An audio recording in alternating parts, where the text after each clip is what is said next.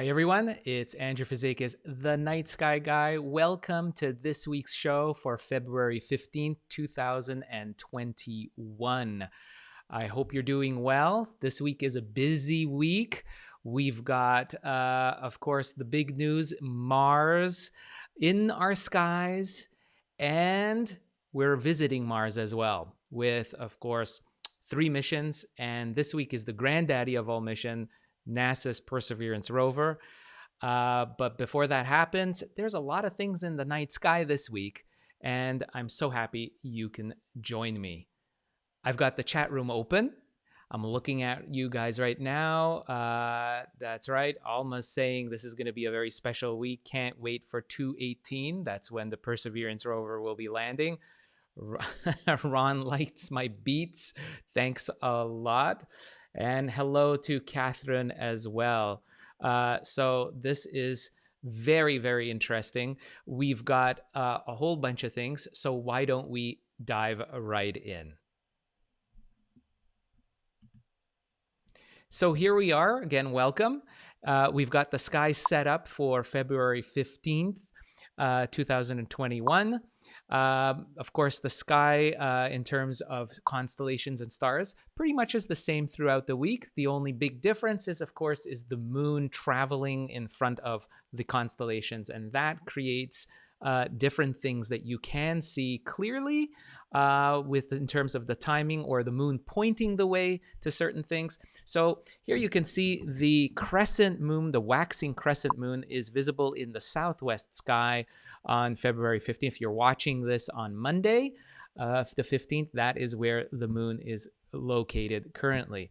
And it's in a perfect alignment with 2 other planets, Uranus and Mars, 2 planets right there in a lineup, and of course Neptune way low in the southwest skies. And again, this is after darkness falls local wherever you are around the world. So that is the lineup. But what's particularly interesting, I wanted to focus in on earlier this week, since the moon will be setting by mid-evening, it leaves behind a darker sky. And this is still a great opportunity to see certain things that are beyond the solar system. And the one I want you to take a look at perhaps earlier in the week, perhaps on Monday the 15th, is the constellation Auriga, the Charioteer, which is part of the group of constellations that help form the Great Hexagon. We've talked about this for the last few weeks in Hexagon. If you've missed my videos, I've got a special explainer video on the Hexagon. I'll put a link in the comment section, whether you're watching on YouTube or on Facebook. I'll have a link in there for the Hexagon explainer. But moving forward with that is one of the points of the hexagon is marked by this brilliant bright star called Capella. Now, Capella is very easy to see, even if you're stuck in light polluted cities. It's a bright star. It's something that is only 42 light years away. It's got this orangey, yellowish hue, very distinctive coloration. It's not pure white, not blue, definitely has that yellowish, orangish tinge. And it is the brightest star in the constellation Auriga. And it's shining very high and bright this time of the year in the southern part of the skies. If I move it towards southwest part of the sky, I should say, this time of the year, maybe in the west more, depending on the time of the night that you're seeing it and where you are in the world. But it's very, very evident. And like I said, it marks one of the points in the hexagon.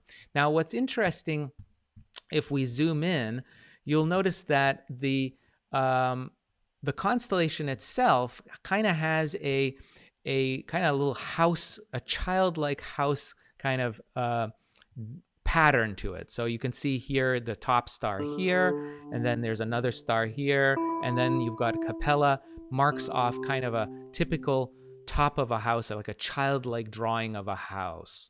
And then below is the body of the house, marked off again. So these 4 stars also mark off the body of Auriga the charioteer.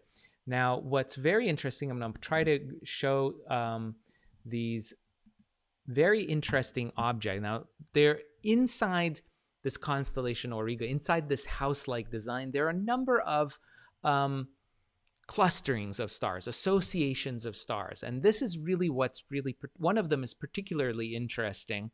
And it's just near the arm, just on the elbow of Auriga the charioteer. It's called M37.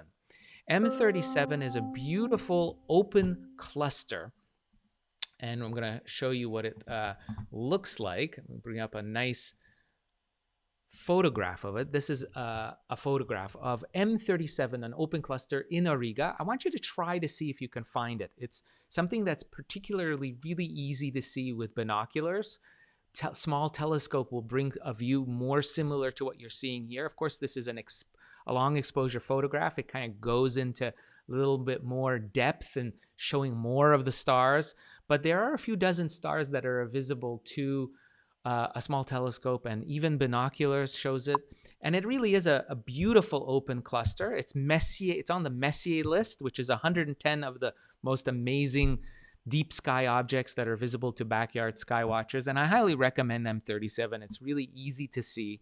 And what's cool is that it's 4.7 thousand light years away. So 4,700 light years away. We're looking back in time 4,700 years when you're looking at M37. Now there's another M36. We have this clustering of star clusters, this huddling together of it. Another one inside the shape again of this primitive kind of childlike house-like drawing of a pattern of stars we call Auriga. That's part of the ancient Greco-Roman constellations. And M36 is another beautiful open cluster. Again, 4,300 light years away. Here's a photograph of it. Beautiful. M36 it's called. It's also known as the pinwheel cluster because it kind of, if you look at it close up, kind of has this pinwheel-like configuration. If you look closely, this would be something kind of neat to see. So check that out if you can. That would be something really, really cool if you can try to see it. Looking at the chat room, I see we've got a message from Ryan. Would love for you to give a shout out to my 9-year-old daughter Elena, who is watching from Carrickfergus, Northern Ireland. Oh, of course. Well, I wish Elena a big shout out. I hope you're having a good day. She loves space and has watched all of your shows. This is our first time catching you live while eating her dinner. Well, bon appetit. I hope you're enjoying our show. And of course, stay tuned for some really exciting stuff. Jennifer says she's so excited for Mars. Deanna's watching from Pennsylvania, Lancaster County. Teresa's watching from Minneapolis. Minus 28 degrees Celsius this morning, and now it's warmed up to minus 20. I hear you. We had a cold snap here in Montreal, Canada. It's warmed up to a balmy minus 10, I think, right now. So we're also, Osama is watching from Morocco. Hello, clear skies to you. Kimberly in St. Louis, bitterly cold there for you as well. Raffaelina from Italy. Excuse me if I didn't pronounce your name correctly. Hello to you in Italy. So wonderful that you could join us. Well, sky polluted. The Alma says sky polluted area. Well, definitely. I think most of us are living in, somewhat sky polluted areas, and maybe we don't see the sky and see star clusters like that well. But even with binoculars and the naked eye, they're visible as little patches of light. So thank you very much for all these wonderful messages. I'll keep watching for that. So when we're looking at Auriga, there's another beautiful star cluster called the Starfish cluster. This one is also known as M38, Messier 38. So we have Messier 36, 37, and 38 now inside Auriga. And this is what it looks like, M38. Beautiful star cluster as well. So you've got 3 star clusters in Auriga to watch for. And M38, the Starfish cluster, is 4,600 light years away. So you've got the pinwheel, Starfish, pinwheel, and M37 to look at in Auriga. So check that out anytime this week. I'm talking to you on Monday, February 15th. Maybe perhaps you'll be able to see it tonight or Tuesday night, February 16th. But if we do move over to the next night, February 16th, Tuesday, and we zoom out, you'll notice, let me see if I can get this there, the moon will be tucked underneath, a little bit fatter in its crescent. But what's really neat is that the moon will be, let me just make it a little bit, zoom in on it. You can see it's a beautiful crescent in the west, and it will be just underneath Uranus, the second to last major planet in the solar system. And by Wednesday, February 17th, it'll be very close to Uranus. Now, I would say Wednesday, February 17th, is a great opportunity to hunt down Uranus. Now, Uranus looks just like what you see here, as a small, faint, greenish colored disk. And just remember that when you're looking at Uranus, you're looking at something that's over 3 billion kilometers away. It's amazing that we can see it. Now, it's technically visible to the naked eye because its magnitude right now, 5.8, which makes it just on the cusp of being technically visible to the naked eye. But most of us won't be able to find it with the naked eye because we live under, as I've said, light polluted conditions, right? Most of us are living in suburbs, near or inside large cities, small cities, and any light pollution will really mask the visibility of Uranus. So I would say try it with binoculars. With that, it's easy. Binoculars and telescope, it is a cinch to see Uranus, even if within city limits. Look for that green disk, and the moon will help guide you on Wednesday, February 17th. So do try that out, looking for Uranus. Then we move over to the day I think many of us are waiting is, of course, February 18th, Thursday night. The moon, waxing crescent moon, will be next to Mars, this brilliant orange star. It will be huddling high in the southwestern sky. It'll be very easily visible. You can see it right there. There's the moon. There is Mars. Just a beautiful sight, the two coming together. They're only going to be about 4 degrees apart for many of us around the world. Some of us, depending on when you get darkness falling where you are in the world, they might be farther apart or a little bit closer. The closest they will get is about 4 degrees. How close together that is? Well, it really is amazing to think. I mean, of course, the two objects are very far apart. You have to remember that the moon is only 1.3 light seconds away. That means it takes light 1.3 seconds from the moon to reach your eye. Mars, however, is 11 seconds away. That's because Mars is much farther away. Mars is currently about 11 light minutes away, which means it's over 200 kilometers, 200 million kilometers. Blows my mind, I know. I mean, 200 million kilometers away from Earth. So it takes light over 11 minutes to reach your eye. So think of this. We've got the Perseverance rover, right, that is going to be visiting, landing on the surface of Mars on Thursday, February 18th. It'll happen at 3:55 p.m. Eastern Time. That is when the rover is going to be landing. I am going to be live streaming this. So you guys, if you're really interested, stay tuned to my channel. I'll be having a link directly to NASA live stream. I'll be providing some commentary, listening in. It's a great watch party that we can have together. I hope you can join me, all my skywatching friends out there, and we'll watch, hopefully, successful landing of the Perseverance rover, this 1-ton, 6-wheeled robotic ambassador of humanity. Landing on the red planet. It's going to be impressive. It'll be looking for life. And after it goes through that 6 minutes of terror, that landing process, that is an incredible ballet of engineering that has to happen.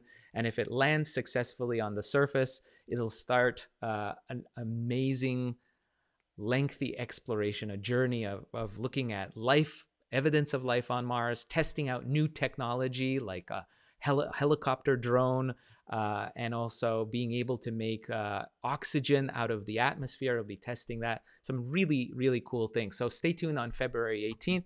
And of course, we can all celebrate this moment by watching for the moon and Mars together in the skies Thursday. Beautiful sight. Here we go, close up. This is what you'll expect to see. It's really going to be something easy. And you can take a souvenir photograph. If you have your smartphone or your DSLR camera, why not take a beautiful photograph? You can wait until later in the evening as this pair kind of makes its way across the sky. Later in the evening, it'll be closer to the sun, where the sun has set hours before, in the western part of the sky, and it'll make a beautiful pairing close to the horizon. So if you wait until the pair goes closer to the horizon in where you are in the west, you find a clear view towards the west, maybe with some trees or buildings or hills, it'll make for a fantastic souvenir snapshot. So give that a try on Thursday, February 18th, is snapping your own photos. And of course, I'd love to see them. So